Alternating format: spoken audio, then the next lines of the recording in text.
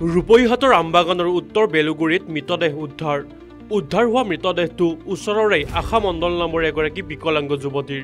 যোৱা বৃহস্পতিবাৰ সন্ধিয়াৰ পৰা নিৰুদ্দেশ হৈ আছিল 18 বছৰীয়া যুৱতীগৰাকী। পৰিয়ালৰ লোকে বিভিন্ন ঠাইত বিচাৰ খোচাৰ কৰি আছিল যদিও আজি পুৱা ওচৰতে থকা পুখুৰীৰ পানীত উপঙি থকা অৱস্থাত প্ৰত্যক্ষ কৰে মৃতদেহটো। কোনো দুৰ্বৃত্তই অপকৰ্ম কৰি হত্যা কৰাৰ সন্দেহ পৰিয়ালৰ লগতে স্থানীয় ৰাইজৰ। ঘটনাস্থলীত আমবাগান আৰক্ষী উপস্থিত হৈ আৰম্ভ কৰিছে তদন্ত।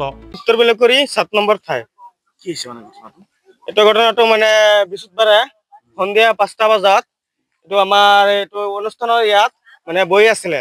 আমাৰ মানে বন্তি তো কথা বতৰা মানে নোৱাৰে, ভালকৈ মানে খোজ কাঢ়িব নোৱাৰে, বিকলাংগ হয় এইটো সৰুৰ পৰাই। তাৰপিছত আমি বিচাৰি আছো 2টা-3টা মান ৰাতি বিচাৰিছো, পোৱাই নাই। আৰু ৰাতিপুৱা আকৌ 4টা বজাত ওলাই গৈছো মই বিচাৰিবলৈ।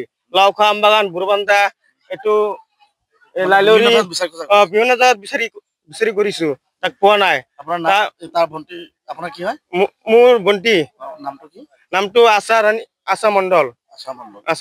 বয়স কিমান হ'ল? বয়স 18 বছৰ। 4 দিন ধৰি নিৰুদ্দেশ হৈ আছে। আজি 3 দিন বৃহস্পতিবাৰ আজি পুখুৰী মানুহে পালে আৰু ক'ত পাইছে? পুখুৰীত কেনেকুৱা অৱস্থাত পাইছে?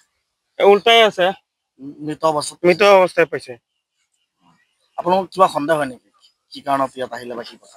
আমাৰতো সন্দেহ কিনো মানে ৰেপ কৰি পেলাই গৈছে এনেকুৱা সন্দেহ হয় আমাৰ। আপুনি পৰিয়ালৰ মানুহ? হ্যাঁ। আপোনাৰ কি হয়? ভণ্টি হয় মোৰ। আৰক্ষী খবৰ দিছে নে নাই?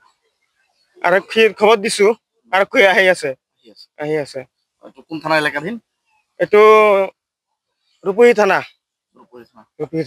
আমবাগান আউটপোষ্ট। আমবাগান আউটপোষ্ট।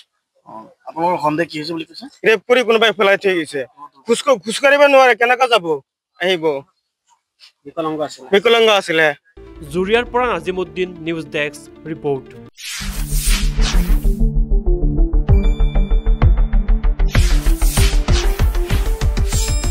শুদ্ধ আৰু বিস্তৃত বাতৰিৰ বাবে চাই থাকক নিউজ ডেস্ক ৰিপৰ্ট।